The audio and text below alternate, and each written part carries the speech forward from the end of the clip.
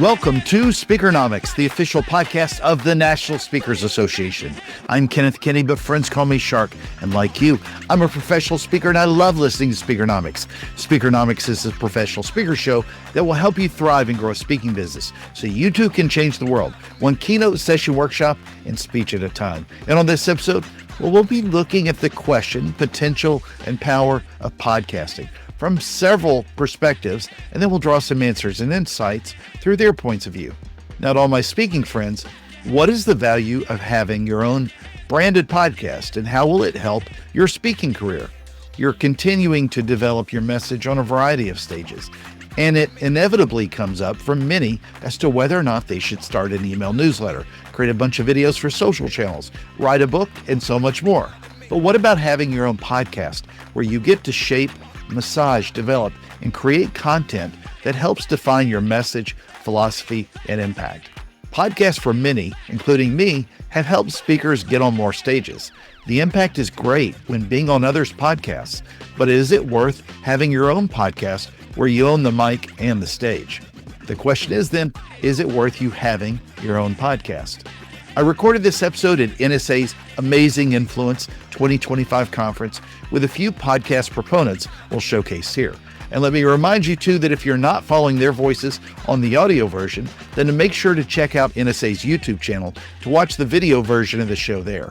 The three experts that we're showcasing today in order of appearance include Mark Hunter, CSP, Ellie Puckett of Resonate Recordings, and we close out with Larry Roberts of Red Hat Media. And before we jump in, make sure to go to Speakernomics.com. That's where you can find the tips, insights, and knowledge to help you become a better speaker, build a better business, and get paid to speak. Now, it's time to talk about podcasting on this podcast with four podcasters, including me, and then I'll see you on the other side with some key takeaways. Mark, welcome back to Speakernomics. Thank you for having me. It's great to be here with you. Absolutely.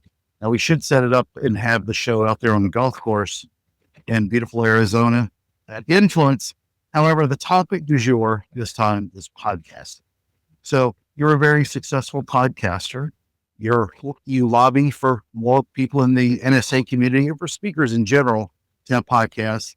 I've had some pretty successful podcasts in the space as well. Why is it that you feel it's beneficial, and how to speakers? You know, throughout Influence here, we've been talking about how do you stand out? How do you get your intellectual property out there? There's no better way than podcasting. I mean, this is the way, and AI is everywhere. No better way to get content out there from an AI perspective than by doing podcasts. We do speak on stages, so why should we not speak with a podcast? To me, it's crazy that any speaker does not have a podcast. I agree. So when you think though, and I brought this example up to Ellie, who did a great job presenting earlier today, talking about podcasting to a group of 30, 40 speakers. There's the time commitment. You know, you do two shows and one has 2 episodes and the other is another live episode. Right. So there's some time constraints. There's 3 episodes a week. Right. How do you look at that when you judge, especially because you have a very successful speaking business? You've got to play the long game. If you go into it, I don't know what I heard one time where the average podcast has 7 episodes, and then it fades away. The podcast I do, Sales Logic, every Saturday morning with Meredith Elliott Powell, we are 2 weeks away from the 250th episode. 250. Yeah, we've been doing it every week, but it's the consistency. And over time, you develop this entire library of content that people absolutely love. The Sales Hunter podcast, because I do it twice a week, we're up to almost 350 episodes. Wow. Is what my assistant told me. So how have you been able to leverage that? We know the importance of it. We believe in it. How has that helped you specifically get speaking gigs, at least that you know of? Yes. Here's the way. First of all, everybody thinks of a podcast as it's always a guest. Of the 3 episodes that I do, there's only 1 a week that has a guest. That's it. The other 2, the one with Sales Logic, for instance, we've never had a guest. We have never, ever had a guest. It's just Meredith and I for about 22 to 26 minutes every Saturday morning at 7 a.m. Central Time talking. That's content. People pick it up. And it is amazing the number of engagements that we've been able to book off of it.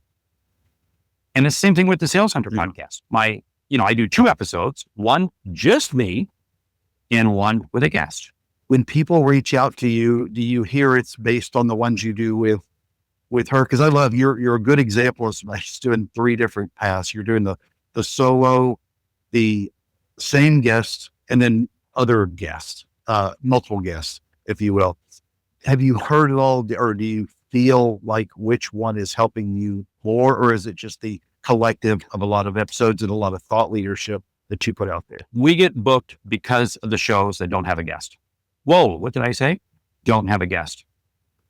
Here's the deal. You kind of need guests because it does help you promote the show.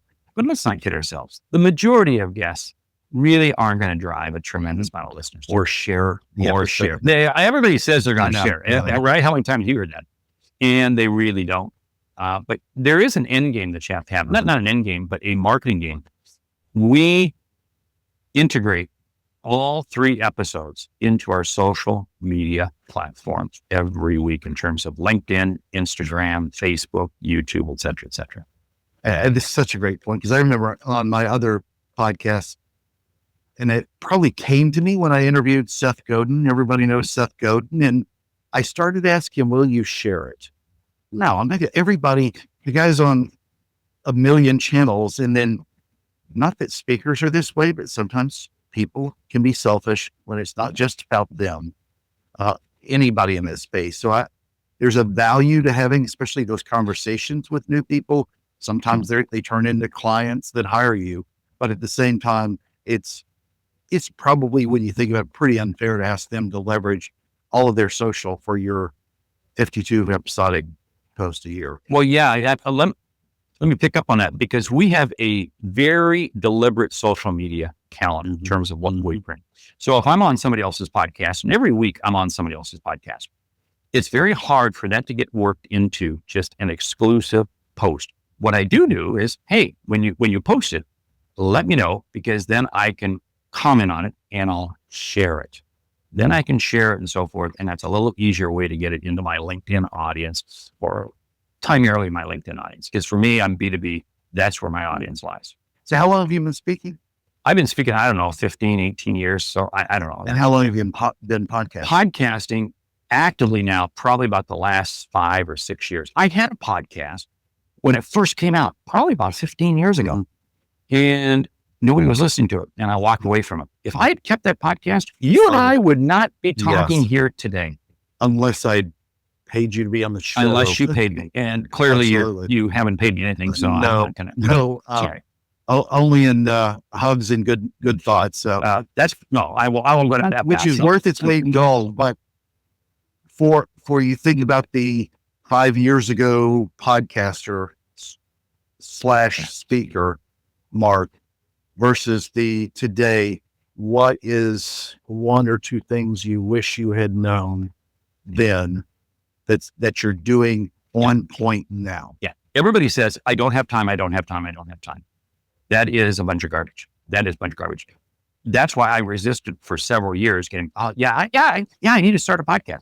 I said that for years. Even when Meredith and I began our podcast, it took us probably about a year and a half to start. But once you get it baked in to the discipline of your routine, then it becomes normal. This is why Meredith and I do Sales Logic on Saturday mornings, 8 a.m. Eastern time, regardless of where we are in the world. We do it. I do the Sales Hunter podcast Monday mornings at 8 a.m. Central time. And then I have a guest show, which I'll just schedule as people are available, but I'm not doing it. The beauty of both the Sales Logic and the Sales Hunter podcast that we do live, we stream those immediately to LinkedIn, YouTube, Facebook. So what does that do? That gets us immediate reach and creates a tremendous amount of engagement. As a speaker, as a successful speaker, where do you draw the line in it was too much time of a commitment? And you talked about building it into to where it's part of your norm, but I think a lot of people also worry a lot about the time commitment. And to me, I mean, there's great stuff you can do with social and turn over in a week or immediately or stream it live. But there's also we don't want it to be 7 episodes. We want it to be a long-term commitment, but you don't want it to eat up so much time that you can't pursue speaking. My total podcasting commitment time is about 2 hours a week. First of all, we don't edit any of our podcasts. Zero. We never edit.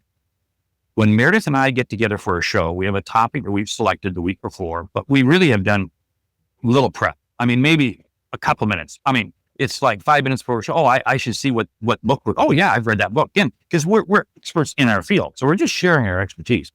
The Sales Hunter podcast, the same way.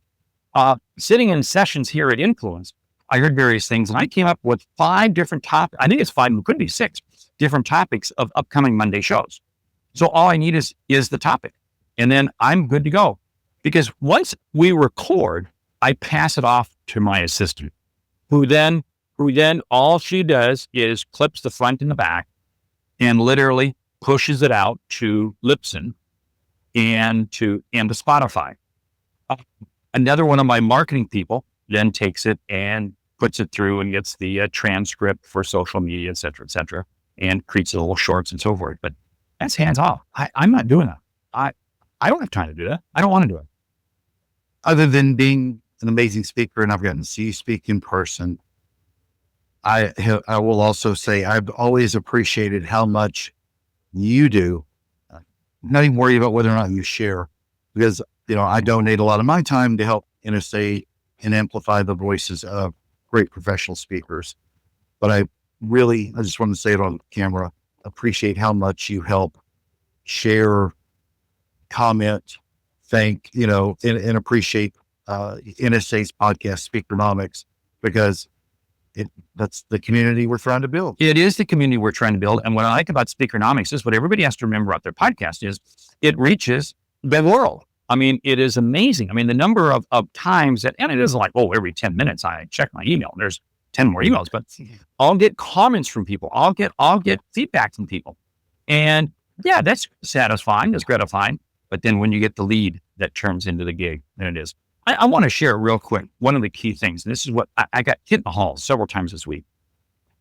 We have a very strict flow, both in Sales Logic and the Sales Hunter podcast. We do not deviate from the flow. So it becomes very easy. Again, everything in my life is based off the book Atomic Habits by James Clear. It's just little things you do routinely well.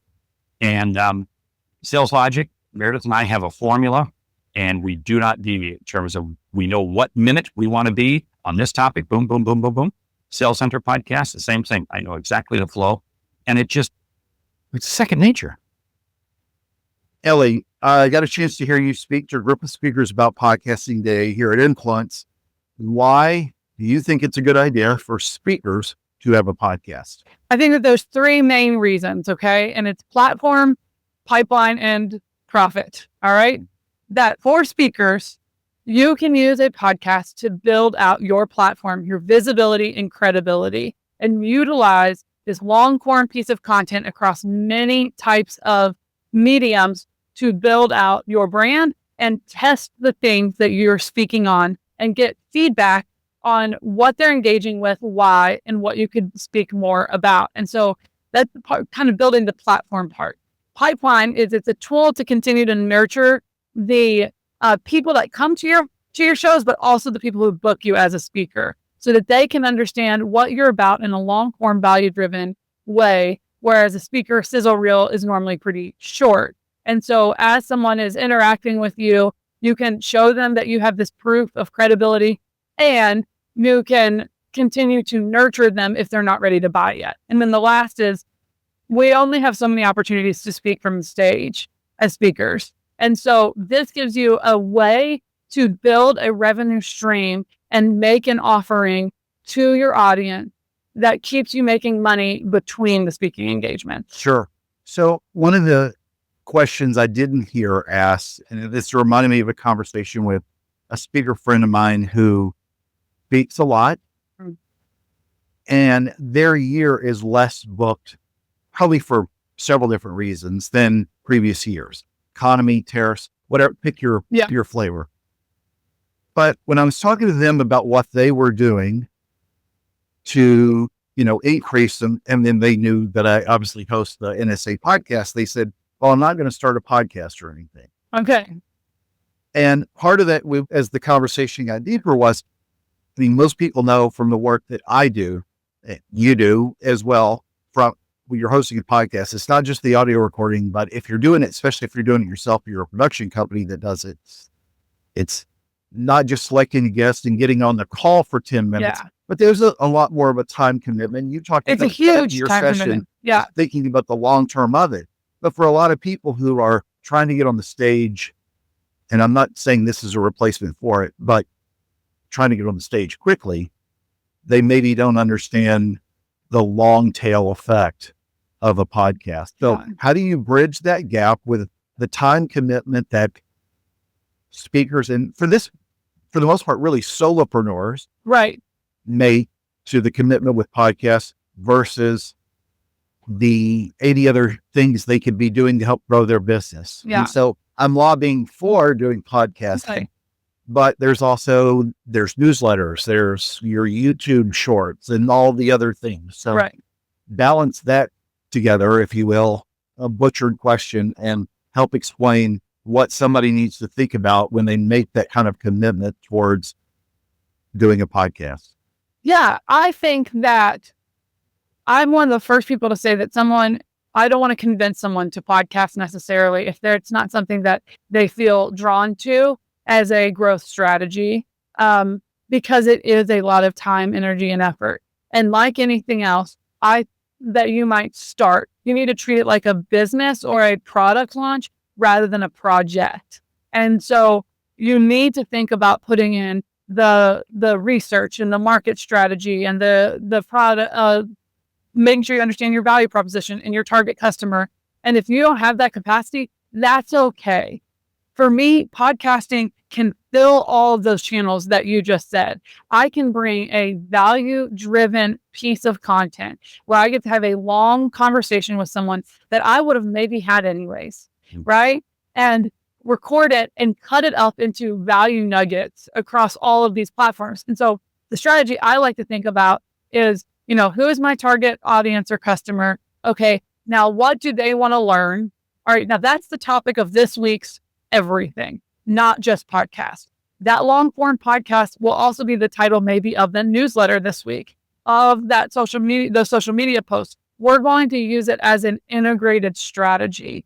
And if you don't have your call to actions and website and some of these like foundational business pieces sorted, I don't think you're ready to podcast. But if you are, and you can connect it in, you can get immense value from this medium because people trust it like no other medium, including stage speakers, including social media, including newsletters. It is the most it is the most trusted platform of all, and that's podcasting. So if you need to build trust, then you should start considering this. So one of the things that I've heard this over and over, and look, I used to not want to call myself a podcaster, but also didn't want to call myself a speaker. I ran like 87 different titles. Most importantly, husband and father, then all the other career mess. But a lot of speakers that I know don't want to call themselves podcasters. And I know you're in the podcasting space and you're speaking too, but for a lot of I'm going to call it just stage only folks. Yeah. It's hard for them to sometimes make that bridge. I mean, call yourself whatever you want, right? But ask yourself, how are you planning to grow your business? Agree, but let me sorry to interrupt.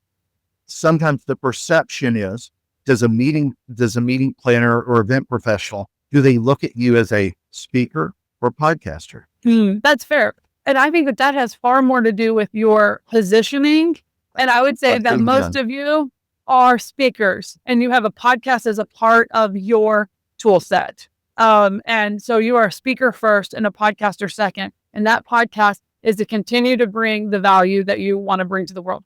Everyone in SA has a story. You can sit around a fire at night, which I did, and hear the most tragic and triumphant stories you will ever hear, right? I mean, every single one of us has a intense story that led us to a purpose and passion that is so deep, deeply woven within us. And this is just another way to make sure many people hear whatever you are passionate about. Whatever is your purpose, whatever drives you, whatever is your mission, this is a platform that makes sure your mission gets in the ears of your target audience. Yeah, and I know you mean this the same. I'm going to disagree with language, just with my point of view. I don't think it is always another place for them to hear your story. Fair.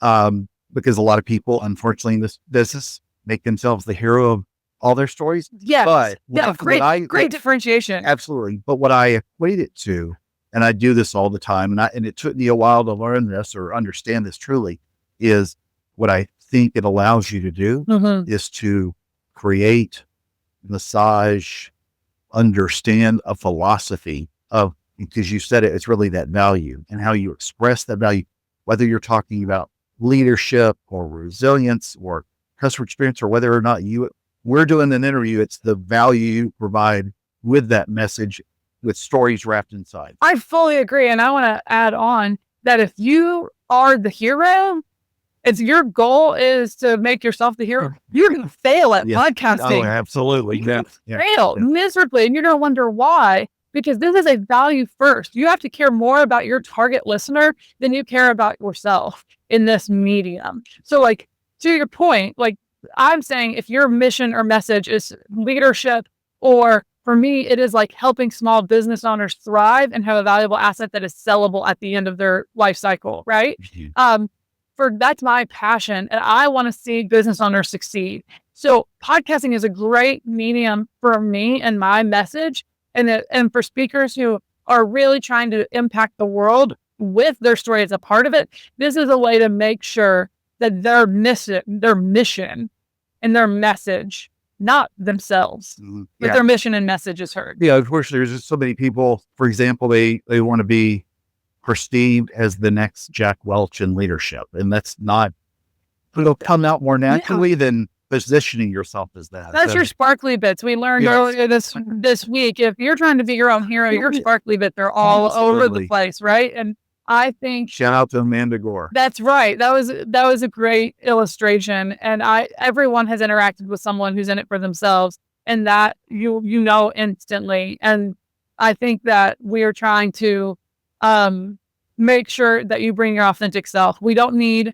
another the person that you were talking about. I don't know that. Amanda Gore, yeah. No, not Amanda, the leadership person. Oh, yeah. Jack Welch. Yeah. The former head of GE that wrote one of the most quintessential books on leadership. Yeah, we don't need another Jack Welch or John Maxwell. We don't need another Joe Rogan. And we need you to be you, and your mission to be the impact you're trying to create for your target listener. And so that is, if you're leading from there, then podcasting is it's still a lot of work. And I think that knowing that you have to integrate these systems to get that ROI is something that everyone needs to hear, right? Yeah. So last question. What is your advice then, if we're talking about philosophy, to if somebody's starting to think about building their own podcast? Do you, and I'm sure you get asked this by people all the time who are wanting to start theirs, what's the best way? Is it the just you talking? Is it the interview style? And everybody's going to have their own flavor, but and I'm not asking you to lobby for one way or the other, but what is it that you see succeed the most? Because there are a lot of podcasts out there. There's a lot of noise. Yeah. People don't, to me, again, spend enough time on their philosophy, their strategy on the upfront. Exactly. And so I think that the answer to that is it depends, because we need you to actually focus on your strategy and identifying your target customer and your competition and what works for that. And so I think automatically people automatically think interview-based podcast. And if you had to ask me like by number, what is the most successful? Well, there's so many that it's probably that, but what has got the most retention? What has got by percentage of the amount of podcasts out there? It might have a different model, right? And I don't have that data. But we're working with a defense attorney right now that is making a true crime show about the cases that they won as a part of their marketing strategy. That's really unique. So maybe start thinking outside of the box, and how do you make sure that your target customer feels connected to your show, and then what is authentic to you. But don't automatically assume you want to start an interview-based show or a teaching-based show. There might need to be a blend, and that part takes research. Well done. Thank you. Larry, thank you for coming to Influence, being a sponsor and being part of the NSA community, but talk about why you see the value of podcasting for speakers. I've been interviewing several people, including a mutual friend, about what the value is for speakers having a podcast. Yeah, well, a podcast is essentially the foundation of your brand. If you're a speaker, you're typically trying to find stages, and a podcast is literally a stage that you can get on whenever you want. So it's a perfect opportunity for you to leverage a podcast and not only get on the stage, practice your craft, but also build your brand. Yeah, and when we were talking earlier, I find often that a lot of people are great speakers, they're great orators, if you will, but they maybe not always understand that direct line of what their message is and the core part of their message. And so sometimes they don't understand what their brand is. Sure. So how does a speaker help refine their brand through a podcast? Well, we call it a unique listening proposition. So whatever your topic is, what is your unique proposition for your audience? And I think a lot of times people can define their message once they define their audience. But so many times podcasters skip that defining of the audience and they go straight into trying to find the message. Well, who's the message for, first and foremost? Once you define that, you can start targeting in on the message and develop that unique listening proposition for that particular audience. So give us an example of somebody you've done that with. We'll call this person John or Susie to protect the innocent. Yeah. Help give us an example of somebody you work with fictitiously named John or Susie and how that message came into play. Well, for instance, we'll take Susie, okay? And we develop. I mean, we won't even call him Susie. We'll just call it Women Share. It's the name of the podcast that we've done. And what it is, it's a show with two women hosts that are celebrating women in the financial industry. So we work with them. I like that when it was just John or Susie, but that's much better. Fit the definition. This is a real case study that we're talking about here. But we worked with them to determine how you're going to attract female listeners to a finance show, especially when the women in the financial industry are a very small minority. It's a male-dominated space.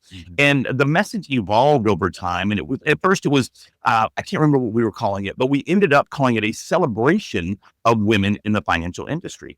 And it became just a celebratory podcast. So every episode they brought somebody on and they celebrated their wins in the financial space. But you'll notice it's very, very niche. It's women in the financial industry. So we knew exactly who we were trying to talk to. And then we fit that message to that exact audience. And, it paid off in droves in the form of sponsorships. Now, this show doesn't crush it per se from a download perspective, but because the message is so dialed in and it is such a niche market, sponsors were lining up to finance that show. And they made a nice little set of bank last year just off sponsors because of that messaging and the way we structured the show.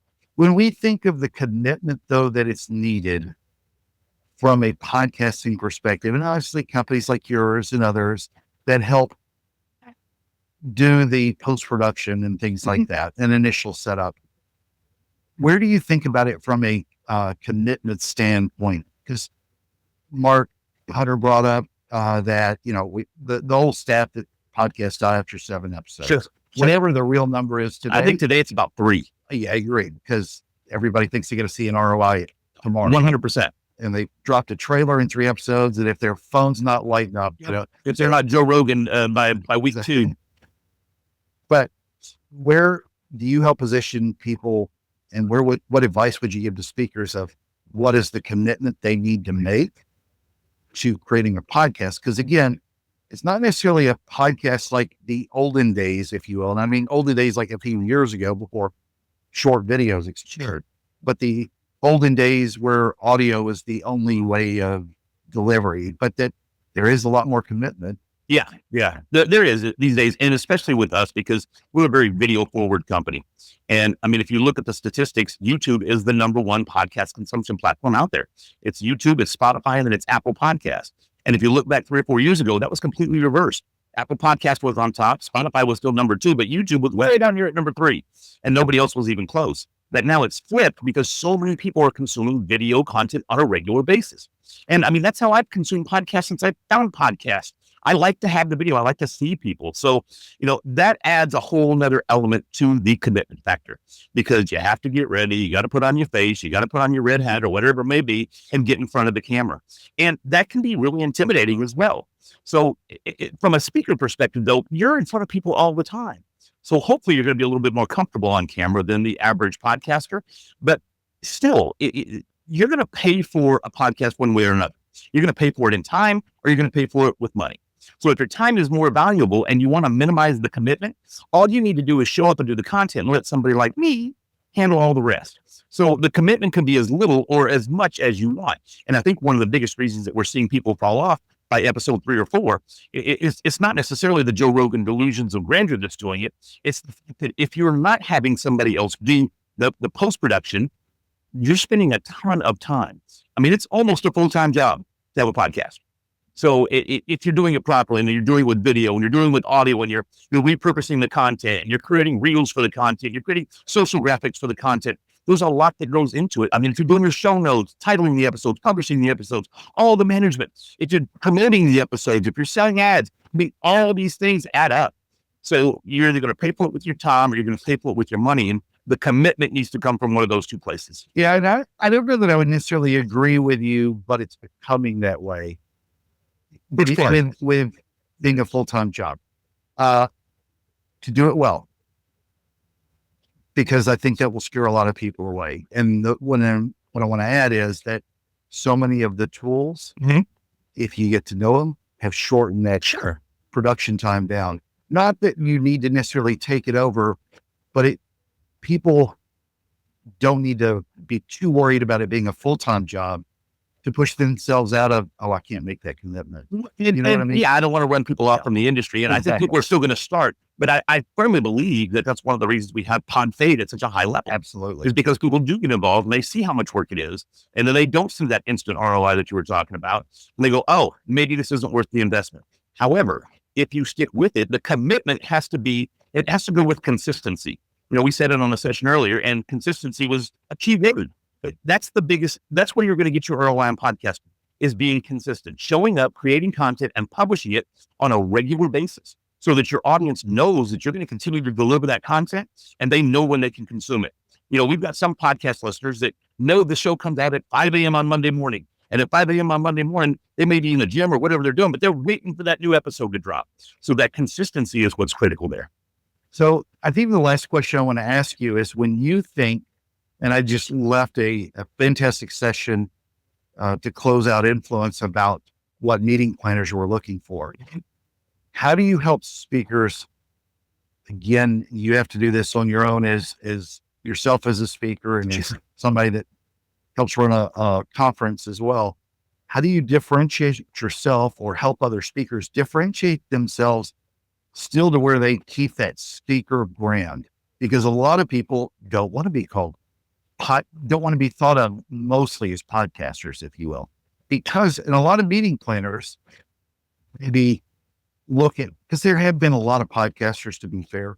A lot of, you've seen it at Podfest, podcasters who want to call themselves speakers and then they suck at speaking. Yes, I see a lot of it.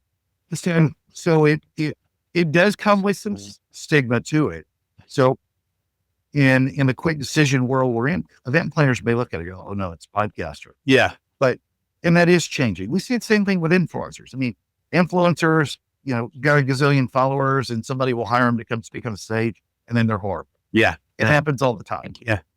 So how does somebody help manage that brand so can they still stay attractive, if you will, as a speaker to event planners, in particular meeting professionals, so that they still get great consideration for it being part of their toolkit, but still help them get on the other stages as well? Yeah. I think it's really just a matter of professionalism. Some people will start a podcast and they'll use Zoom as their connection platform. They'll be doing interviews on Zoom, which is a no. Please don't ever use Zoom if you're doing a podcast. Their room will look messy, or whatever it may be. They may not present well on camera. They may not be well spoken on camera. So we go through and we coach them through that process. I like for a podcast studio to be consistent. We heard the opposite earlier, and I don't think it's a big deal if it's not 100% consistent all the time in the same place. Yeah, but it does create a level of professionalism. Sure. It's stability, right? So, and again, it's presenting. And what we do with speakers is, I wrote a book called Under the Red Hat, which is all about the brand. People think that the red hat is my brand. It's not. Everything under the red hat is the brand. So what we end up doing with speakers is essentially the same thing. We try to find their red hat and then build that brand around that and have that messaging be consistent across all their platforms, all their social media, all their episodes. And again, going back to that unique listing proposition, that's carried throughout all of their content. So it goes back to that consistency again. Well done. Thanks. Let's do a quick recap based on their podcastable advice. Number one, podcasting can build your brand. It gives speakers a stage they control anytime, anywhere. It's a consistent long-form platform that helps speakers showcase their expertise, test ideas, and stay top of mind with audiences and meeting planners. Unlike a static speaker reel, a podcast evolves with your message and keeps your voice active in the market, even when you're not on stage. Most importantly, in my mind, is that it gives you a platform to build on your own expertise and refine the philosophy that makes you a thought leader. And by the way, a podcast in whatever form gives you content to share in written, audio, or video form on social channels to repurpose over and over again. Podcasting, if done right, is not an or, it's an and. Be a speaker, a podcaster, an artist, or performer, and a thought leader. Number two, you don't have to be a weightlifter because the lift doesn't have to be all on you. The amount of companies out there that will help you launch, ideate, polish, produce, and socialize, well, there are many. And you don't have to have guests to make an impact. It's your show and no one else's. You can do just you and a guest, or 16 guests on one episode like I've done. Mark even highlighted that his solo shows often generate the most speaking leads.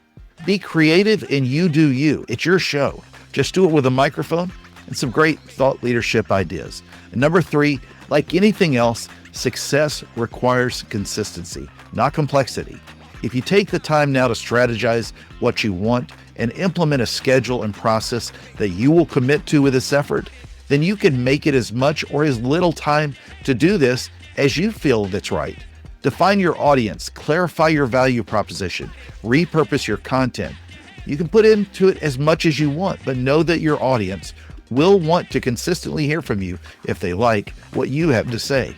Friends, make sure to join us at Speakernomics.com and let your voice be heard. I'm Kenneth Shark-Kinney, your host of the National Speakers Association's podcast, Speakernomics, and this has been another fantastic episode of the show. Thank you for the privilege of your time, and remember, Speakernomics is a podcast where you'll learn to speak, get paid, repeat.